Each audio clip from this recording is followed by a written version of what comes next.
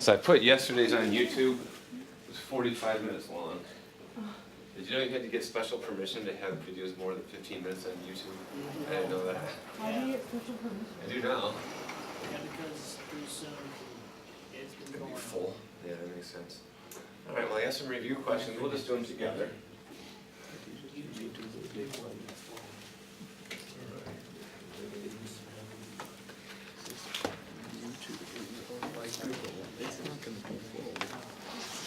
All right. So how about just quickly together? To do work on an object, one must exert, or this isn't in your packet either. You have to exert what? Force, right? You have to push something, you have to push on it, and move the object over a distance. In fact, the formula for work is work equals force times distance. Enough? Good. And the units for work are Meters times newtons. either newtons times meters or joules. Either one's fine. Joules are easier, but newton meters are just fine. Hey, the units for energy are also joules, since it takes Work. Energy to do work. energy to do work. Once you read the whole thing, oh yeah, right, it takes energy to do work. Yeah? If I lift this up, oh, I just did 3 joules of work. This thing now has 3 joules. 3 more joules. More than it used to, and I have 3 3 joules. joules less than I have to. Good, that's the idea. I don't know, because even right now, does it have some energy? It's got some. I just gave it more than it used to. Watch this. Now I'm going to give it less than it used to, because I just did negative work. I pushed up, the object moved down. Those are opposites of each other. Okay. The real formula for work has a cosine of theta at the end. And you know what the cosine of 180 degrees is? It's -1. Okay. So if I push this way, the object moves this way, those are 180 degrees from each other. If you throw a cosine of theta at the end, it comes out to be negative. You have to think about it. All right. The law of conservation of energy says that the amount of work done and the amount of energy expended are Equal. the same or equal. Yeah, that's what I just showed you here. So we just use the law of conservation of energy. All right.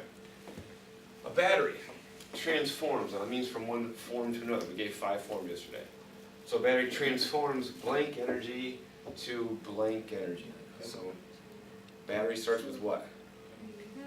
Yeah, batteries run on chemical energy, and they give out electric, which is really electromagnetic. Okay, be careful. People think, well, when I put it in stuff, it makes it move.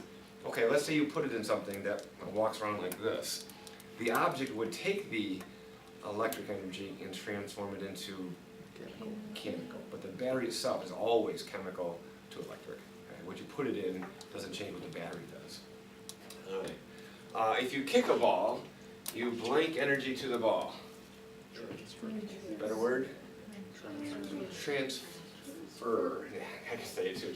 Yeah, transfer is the word. Give is not bad, I get it. Transfer is a better word. Sounds more like a charity. And your body transforms energy from, so be careful, yeah, your body, right? You took the chemical energy from your food and transformed it into mechanical. Okay, that's how it works. So when you kick a ball, you're definitely transferring energy to the ball, but your body is also transforming energy from one type to another. Okay. All right, the piece we didn't get done, this doesn't take very long, is the part on power. So let's take just a quick minute to do that. Because that's what power is to do.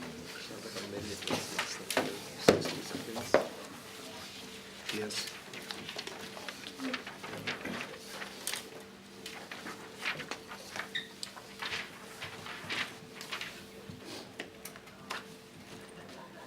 I'm assuming you've heard the word power before, especially horsepower. It's just not something we use real often, but I'm sure you've heard of it. You heard of 1,000-watt speakers? That has to do with power. So picture a high horsepower car. I got mine. What color is yours?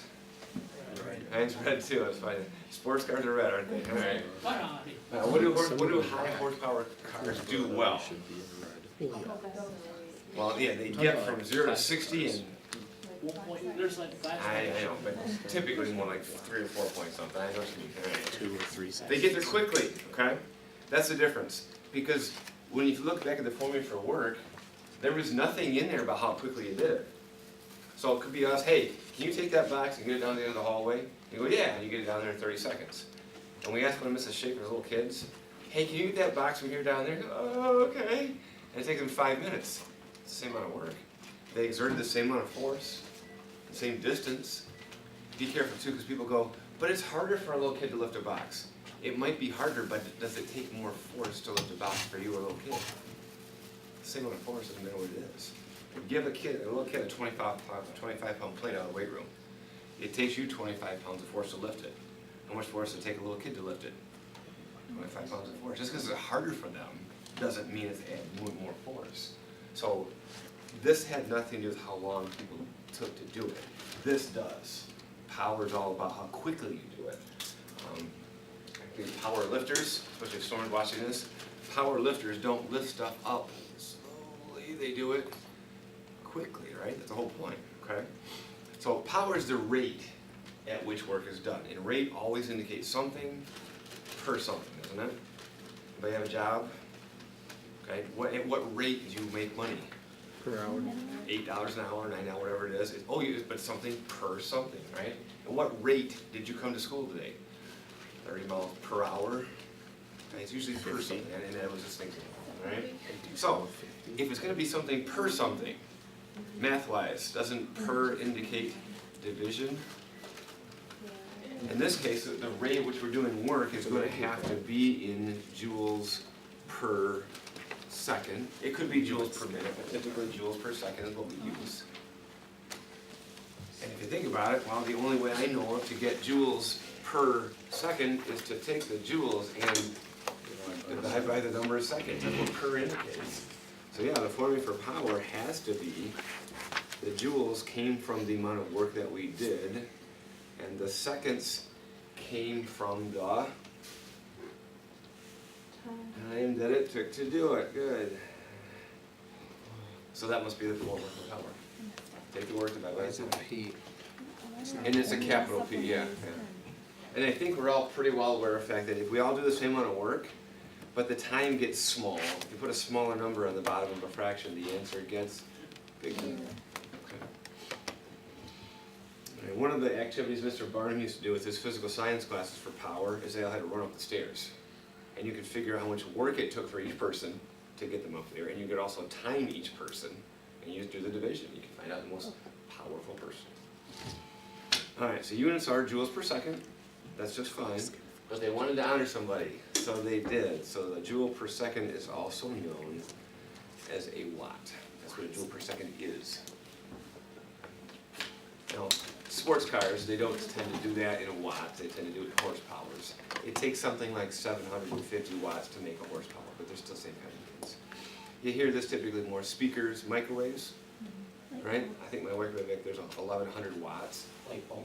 Yeah, we think, okay, well, light bulbs and microwaves, they're not doing work, but they are transforming energy from one kind to another. And if it's a 150 watt light bulb, then it transforms 150 joules of electric energy into light and heat energy every 1 second. Chris, question?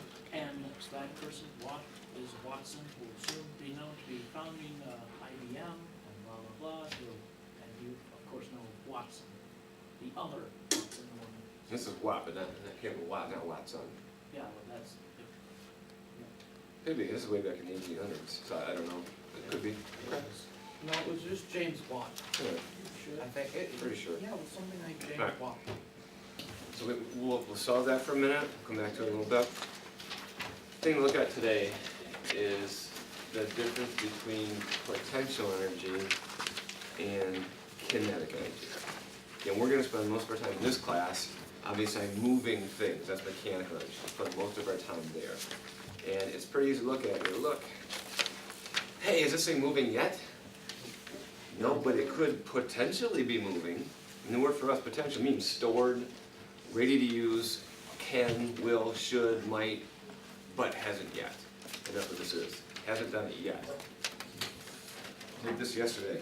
I did some work. Hey, did I store some energy? It's ready to do something, just hasn't done it yet, and now it can. But right now it's stored energy. Pull this back. Could it move?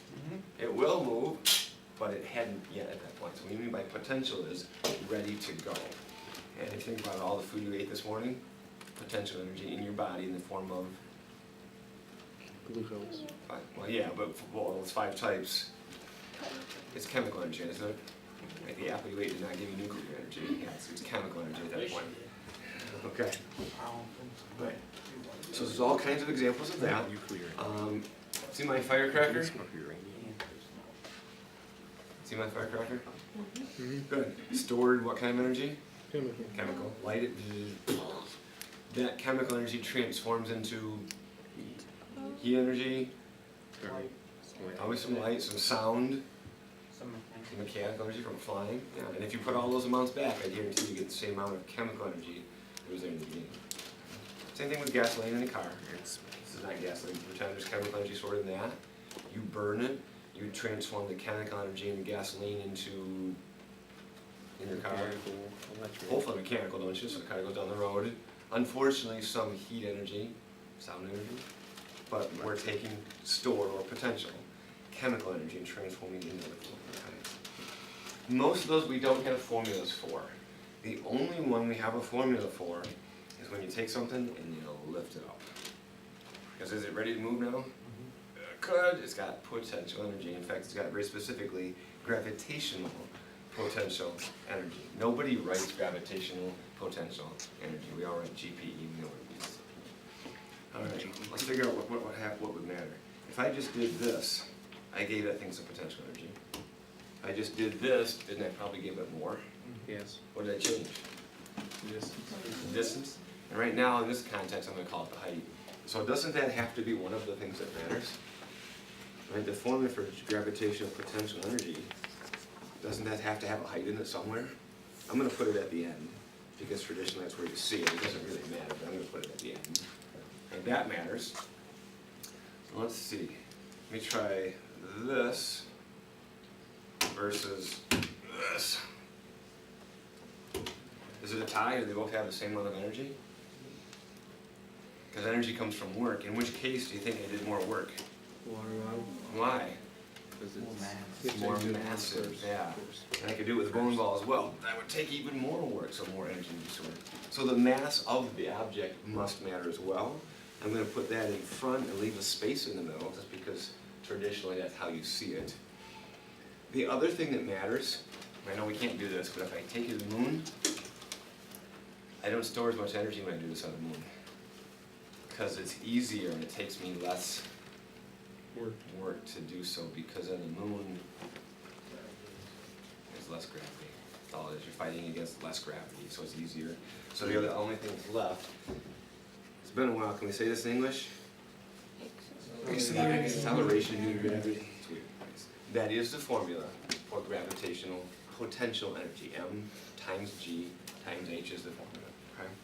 Weirdly enough, so let's just check. This mass is measured in units of kilograms. G, acceleration, is measured in units of meters per second per second. Height's measured in meters. So when you take kilograms times meters per second times meters, you get it's energy. What's energy always measured in? Joules. So even though that's horrible stuff multiplied together, the answer's in joules. Energy is always measured in joules for us. And so, you know, all we're going to say, when you lift things up higher, you get more potential energy. And when you drop it, now it's not potential energy anymore. It's changing into a different kind, because now it is moving. And so energy of things that are actually moving is what we're going to call kinetic energy. I know you use the term kinetics in chemistry when you talk about chemical reactions and things having to crash into each other to come to react. I know you did that, I saw that term. So kinetic energy is about things that actually are moving, so baseballs and buses and all that kind of stuff. So, something that is moving, flying through the air, if you want to ask, hey, how much sort of damage could it do? Damage being work.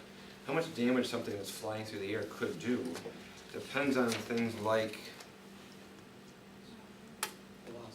okay, how fast it's moving. Velocity makes sense. Yeah, I think that things that aren't flying very fast can't do much damage, aka they can't do much work. So I agree. How fast? Anything else? Yeah, the mass. I mean, a school bus flying through the air can do a heck of a lot more damage than this thing can, especially at the same speed. So yeah, I agree. The mass has to matter. Those are the two things. How much energy that something has, or how much work you can do, of an object that is moving. Those are the two things that matter. All right, we need a formula for it. Kinetic energy. Nobody writes out kinetic energy. You can, but it seems like a waste of time.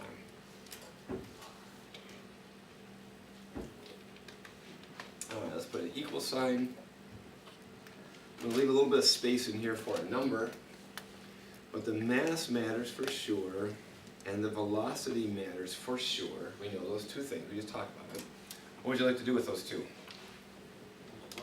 Me too. Okay. So there's a multiplication sign in between. I am assuming we understand there's a multiplication sign up there between as well. It just turns out that these aren't, well, that can't be the formula, can it? Because that's already the formula for momentum, and we wouldn't have the same formula twice. Like Newton didn't know this formula. He struggled with this. Turns out one's more important. It turns out velocity is more important, and you can kind of tell that by the fact that in the formula it's actually v squared. That kind of gives you an oh, that matters more than the mass does. And then it just turns out that for whatever reason, this isn't quite right without a constant. Kind of like saying, hey, I think the area of a circle, I think it's r squared. Is that true?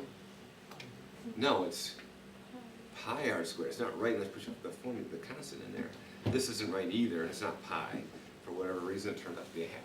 I don't know why, I don't know the history of that. But it's not right if you don't put a half. Sorry. So it's half the mass times the velocity squared? Or it's half of the mass times velocity squared. It's three things multiplied together. Does the order matter? Does it matter if you take half the mass times velocity squared, or take the mass times velocity squared and take half the answer? Who cares? It doesn't make any difference. Yeah, read that whatever. I've seen people write it as mv squared divided by 2. Same thing. Okay, Okay. so I do know one thing about the formula, Okay. and it's that at 6 meters per second, an object has the same amount of energy as its mass equivalent in TNT. Alright. Let's save that for later. We're not quite there. Why don't we take a minute? Yeah, and there's something to that. How about this on your formula page? How about that on your formula page? How about the formula for work? We never did that. And we never put the formula for power as well. So probably 4 formulas of some sort. If you put all 4 of those on your formula page, that can be really good. Work, power, and the 2 types of energy. Take a minute to put those on your formula page.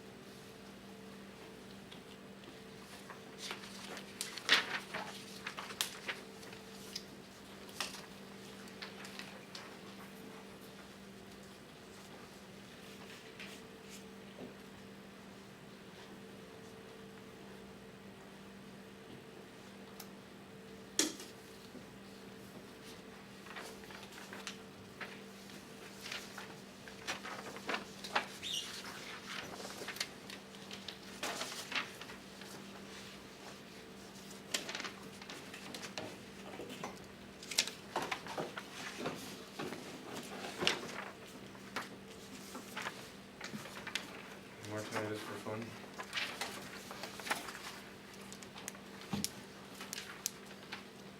No, it's not level. Quite there.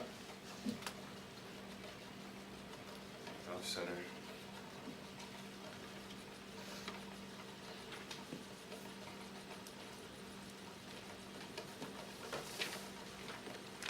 We feel like it's gonna explode. Energy of the mass is going to emulate from that. Maybe it'll rip a hole in the fabric of space-time. You're- That I think it's so, yeah. If it does that, then I'll be so happy.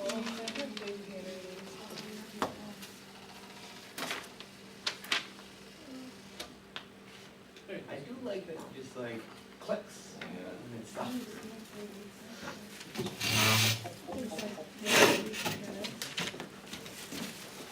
Let's see, 2 weeks after this week. And then we have like more weeks after that. It's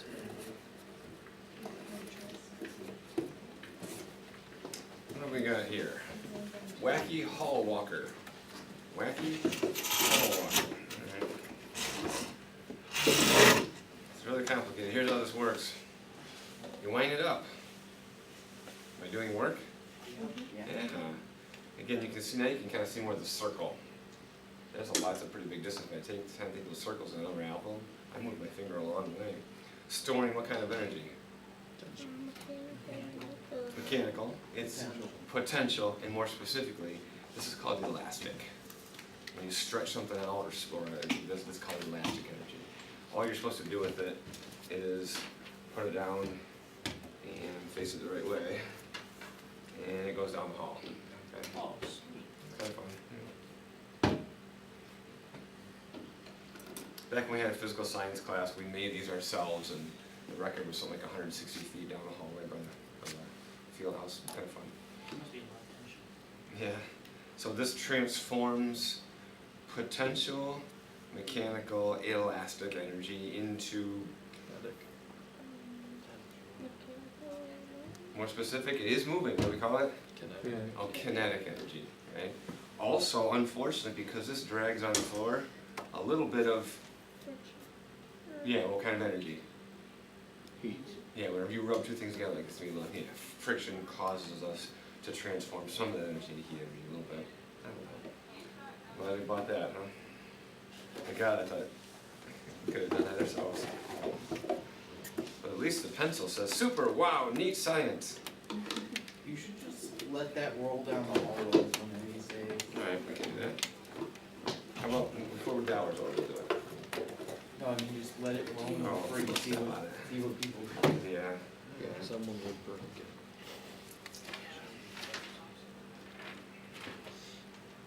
Okay.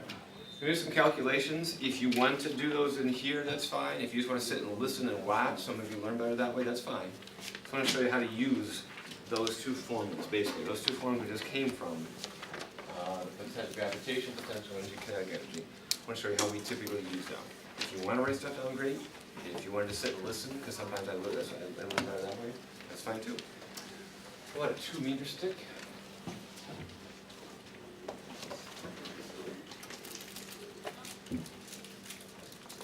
It is pretty important that in this formula, this H stands for how high you've raised it above where it started. So when I take this thing and lift it up, and it says 160 centimeters, the height's not 160 centimeters, and I didn't pull it off the floor. So it's really important that H only means how much higher it is than what it used to be.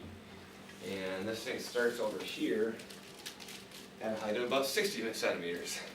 So if it starts at 60, and I raise it up to 160, how far have I raised it?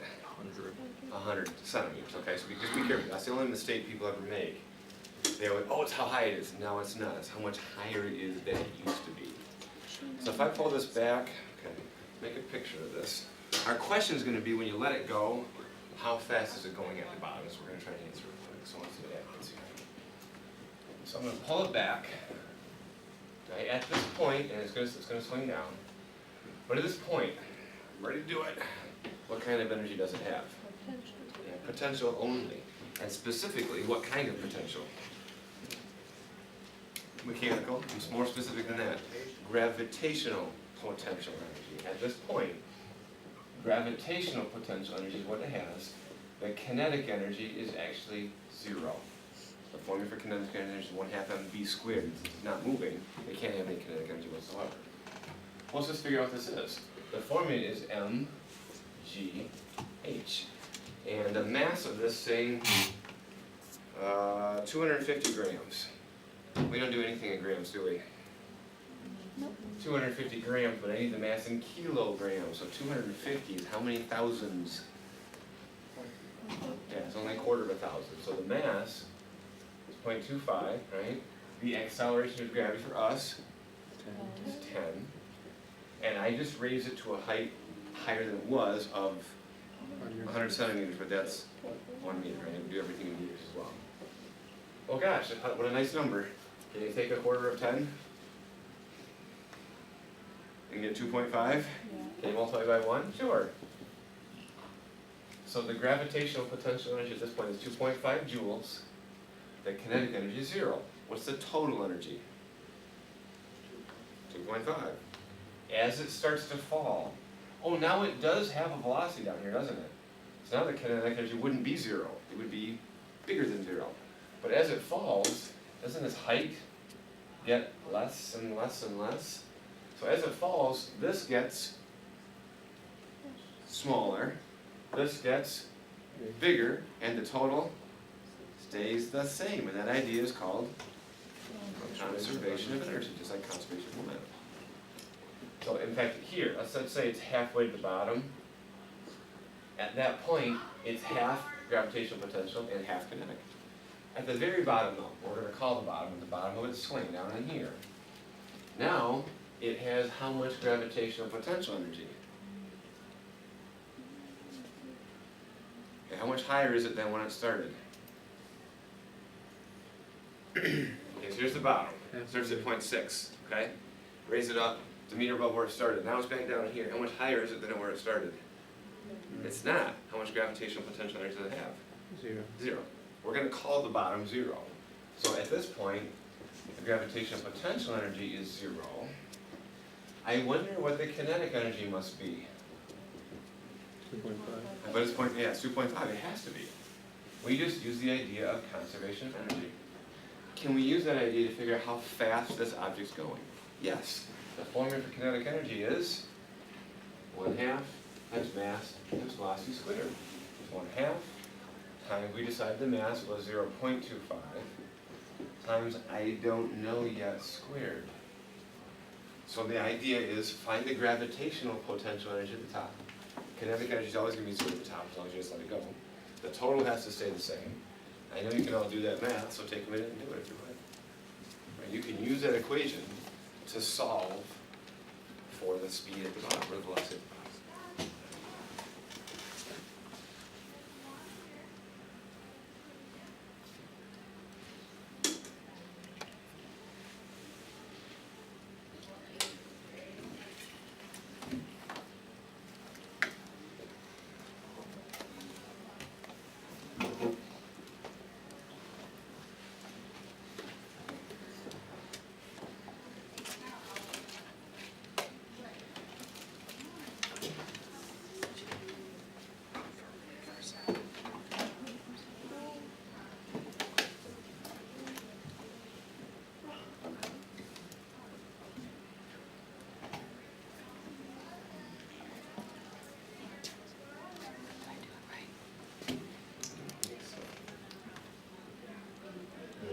How do you undo multiplication?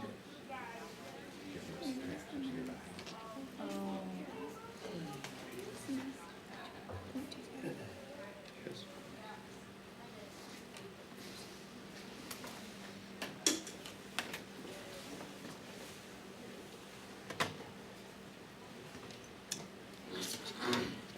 Yeah, got a little bit less than 5.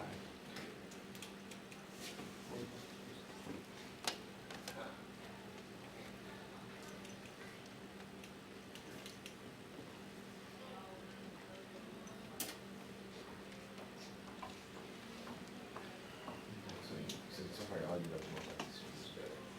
That's not how they put it up. So you multiply these two together, and it'll go up instead. So didn't you just find out that these two multiplied together is 125? But you don't take the square root of that, it's still times b squared, it still equals 2.5. So I would do so by dividing both sides by 0.25, but I would do it.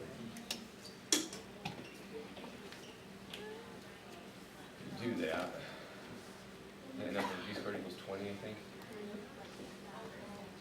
a little weird to work up, so you just work it down. And if you take the square root of that, you should get 4.47, something like that. Okay. That's how this is done, a lot, almost all the time. That's what we're gonna do. You find the total energy at the top, the total energy at the bottom stays the same, it's just made of different pieces. Again, if we had asked you halfway down, you could do the same kind of thing. Halfway down, half of this would have been gravitational potential and the other half would have been kinetic, and you'd solve the same kind of equation, except it wouldn't be 2.5, it would be half of that, halfway down. The math's the same every time. All right, let's try something related. What about instead? You can't do it, but instead of putting that bottle on the string, I put this on the string instead. Wouldn't that have a heck of a lot more potential energy at the top? A lot more. So when it swings down, doesn't it also mean it has to have a heck of a lot more kinetic energy at the bottom? Well, let's try the calculations with a bowling ball instead of this thing and see what happens. You can even sort of leave those numbers up there. So these are the numbers for the bottle. Let's try it again in a different color for the bowling ball instead. Bowling ball. How heavy is a bowling ball? 15, 16 pounds? Okay, 12, 15. So how about 7 kilograms as an average? That's going to be about 15 pounds. So we did do it all over again for the bowling ball. At the top, the gravitational potential energy, well, the mass is now about 7, a lot bigger. The acceleration due to gravity is still 10, isn't it? And I still raised it up to a height of 1 meter above where it starts. So none of that stuff changed. 7 times 10 is 70, 10 is also 70. Look at that. 70 joules. At the top, the kinetic energy is still 0. Yeah, it's still not moving. Yeah, I'm going to pull up the bowling ball here, let it go, get out of the way at the bottom. Total energy, 7. Okay, great. Swings down. As it swings down, the gravitational potential energy becomes lower, and the kinetic energy becomes higher, and the total stays the same. So now at the bottom, the kinetic energy is going to have to be 70, right? The kinetic energy is going to be 70 now. And the gravitational potential energy is going to have to be 0. All right, well, the formula for kinetic energy is still 1/2 times the mass times the velocity squared. Can we solve that equation? Okay, let's try it.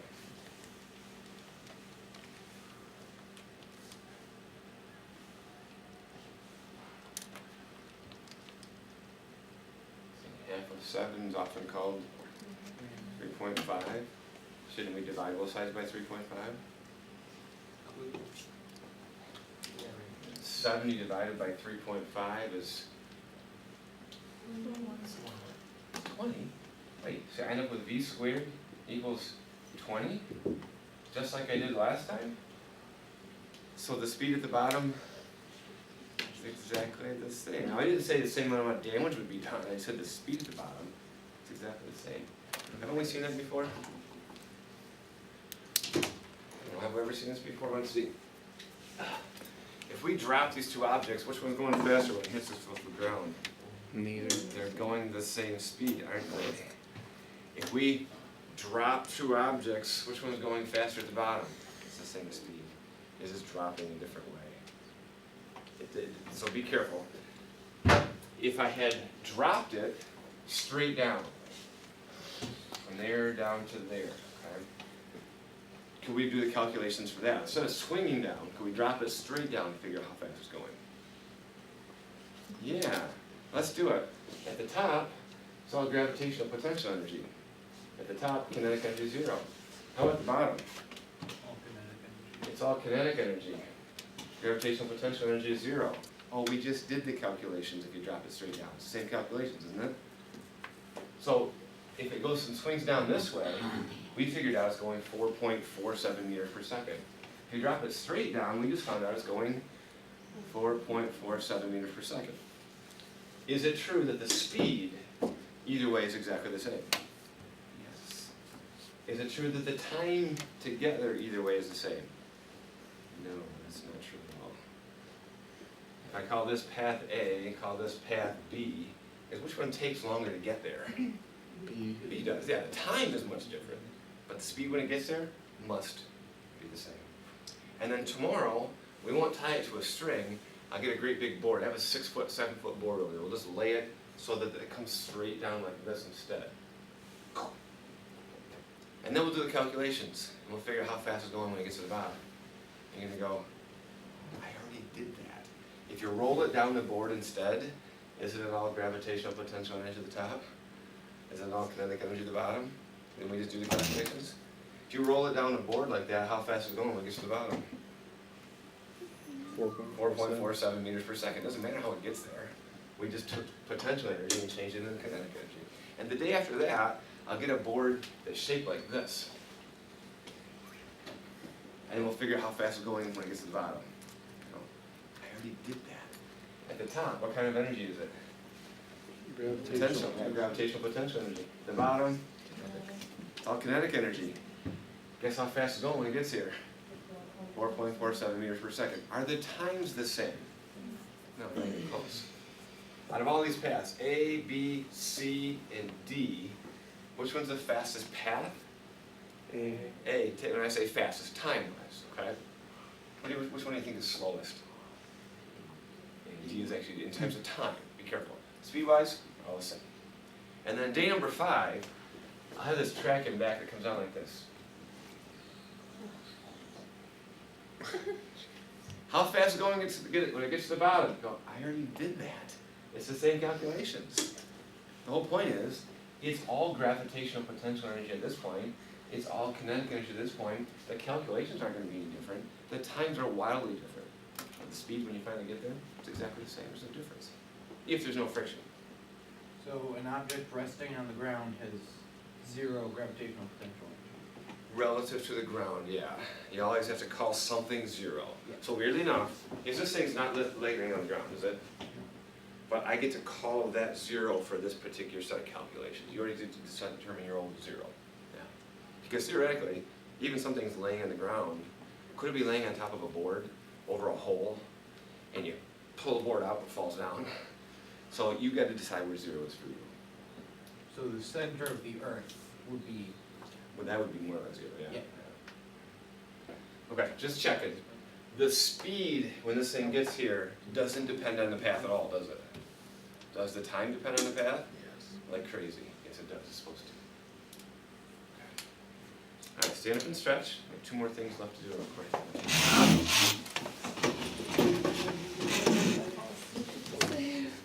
43, yep. Oh, shit, there's kind of things.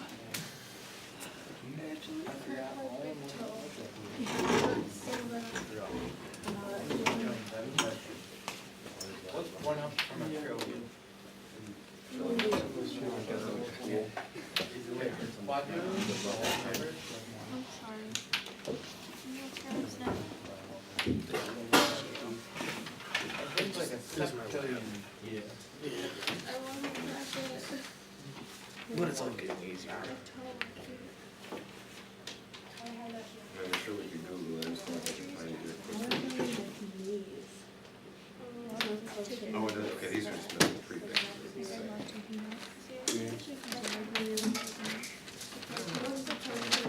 That sounds right, because Your heart? 9 zeros are quite really, I think they have 4 sets. That sounds right. Apparently, a 1 kilogram object moving at the speed of light has Just looking at it like 4.5 left and right. to 16 There's the hours. right Then I one. had to Yeah. to correct my Okay. So that, And I think which side that's is the like touch? Which side, it hurt. a lot of TNT. which one's more Oh, yeah. important? I know there's, Maybe which one's more important? there's a side Like, that speed of light would be take over. This one Like, takes even a speck of dust, from the lungs and you'd be, and takes it out to the body, because it goes out through the arteries. And then this one takes the deoxygenated blood from the veins and takes it Still lungs. out. Yeah. I always found it funny that there's like a bunch of random No. bits of space junk We that don't are even know like the branches. We just need to know how Or to start it just back like up. random extra parts And the floating around good. space. Yeah, So I learned like CPR and Yeah. like the AES. Well, yeah, The CID, electrocardiogram. that's what we learned. Just like who let go of the red? I like taking notes and We learned the CPR, AED, backboard, and like all that stuff. Slips, trips, and falls. I learned it, but we have to like, we have to know HIPAA. We have to know like basic safety. You have to know We have to everything. know, yeah, like all, like everything going on in here down to a science grade level one, before I we was can really reading see grade what's one. just so annoying. They just told us how to Yeah, start but back like their this lungs. is just what you do. Low number. Which I kind of wish they did that. Oh, and strokes, we know stroke. I don't know if I've ever gotten it. That's a good try to watch. Which is, He stabbed me, did you hear that? He did, he stabbed me.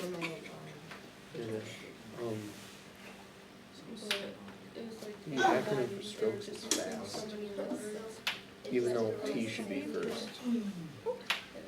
Good job. That's really dumb of me. There's a point, like a certain velocity that's like X% of the speed of light, where an object has as much potential energy as a straight up antimatter does. Yeah. Yeah, you know that. Yeah.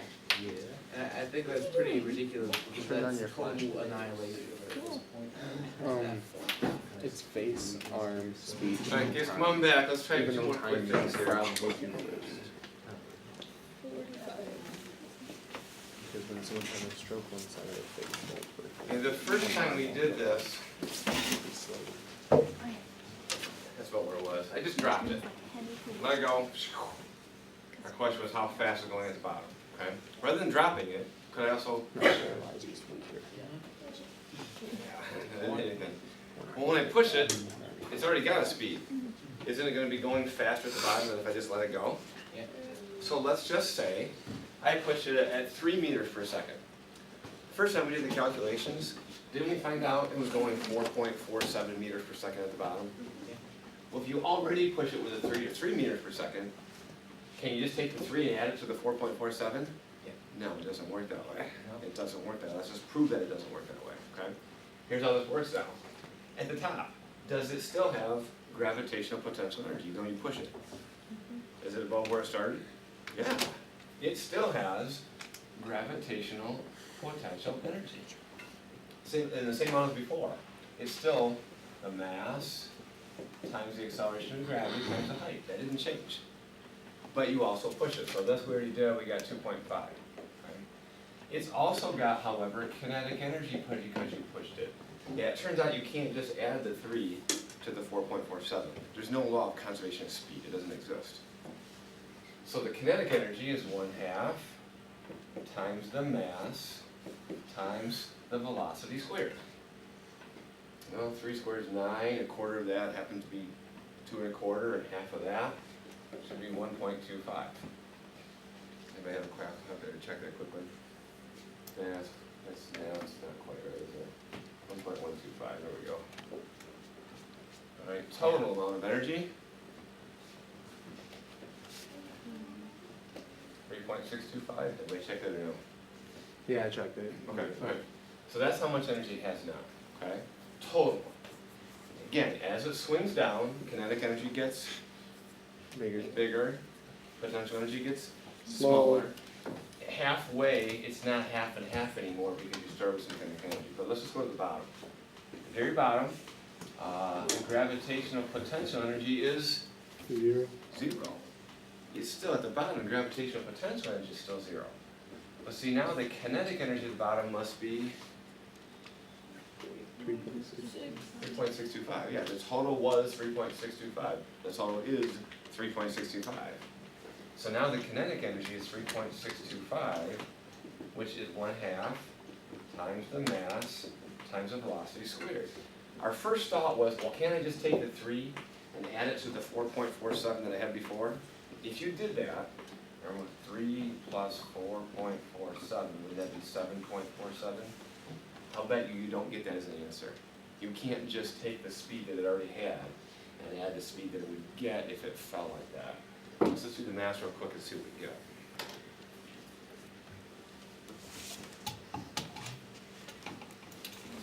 Calculator.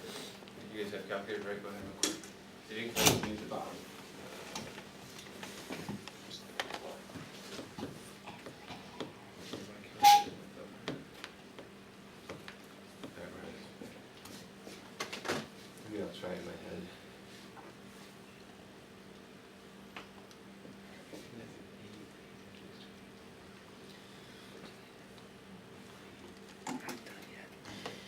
say, I don't know,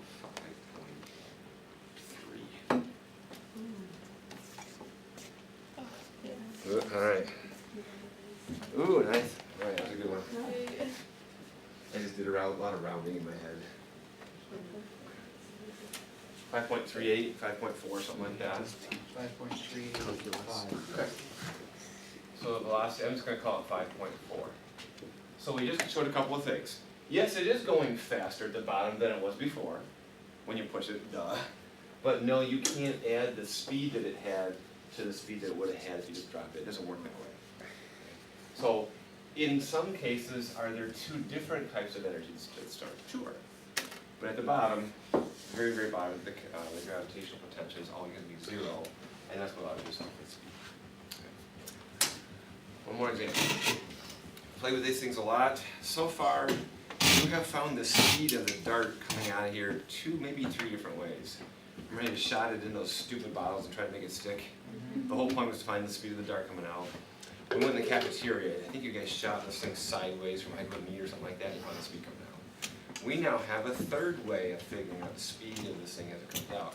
As I pull this back, I just did some work. Do you think we could figure out how much? What would I have to know to figure out how much work I did? Well, the formula for work is, Average force times. okay, average force, yep, average force times distance. And it's important, you said average force, that's pretty important. Do we know that as you pull it back, the force gets bigger and bigger and bigger? And the more you stretch something out, the harder it is. So what's the beginning force? It's 0. About 6. So if the beginning force was 0, and the ending force was 6, the average force is 3. I wonder what would happen. Let's try this force versus distance. Looks like this, doesn't it? And so yeah, I agree. The average force is 3 newtons, and the distance. It's a little overkill with this thing, but we'll just use it. Had to pull it back a distance of about 16 centimeters. Of course, we don't do anything in centimeters, do we? So this is actually 16 centimeters here. So 2 ways of finding the work. Let's make sure we go through both ways. One way, work equals average force times distance. Average force 3. Distance, yeah, 0.16, right? We don't do anything in centimeters. 0.16. Multiply that out, you're going to get 0.48. Instead, could we find the area underneath this graph? Because the area under the force versus distance graph is the more work done. Let's try it. The area of any triangle is 1/2 times the base times the, this is the graph of force versus time, or force versus distance. At the end, the force was 6. Okay, 1/2 of 6 is 3. 3 times 0.16 is 1.4. It's the same number, isn't it?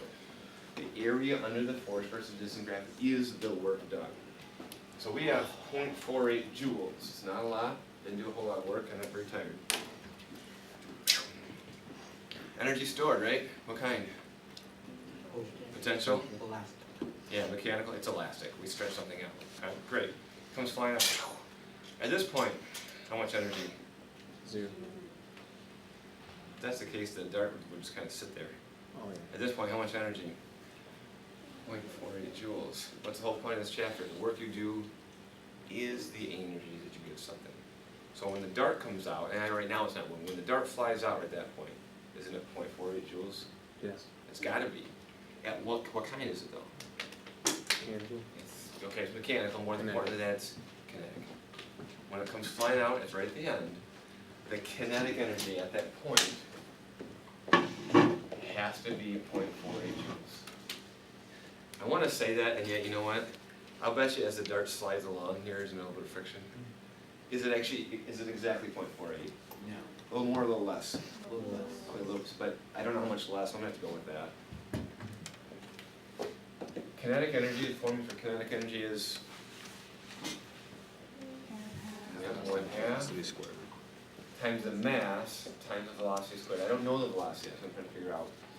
If we use those same darts that we did from the lab last chapter, anybody remember the mass of those things? Yeah, it's 2 or 3 grams, I can't remember one, it depends on which, 2 or 3 grams, let's call it 3 grams. Right? Except we don't do anything in grams. Kilo means 1,000, I should move the decimal point back 1, 2, 3 spots, so that's the mass that I have to put in there. Okay.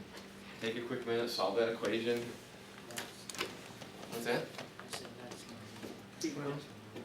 not. Yeah, let's see.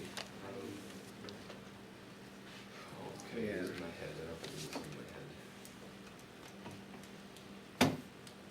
17. That's the theoretical, not the actual.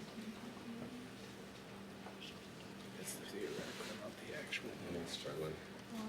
Cause remember the actual is like 15.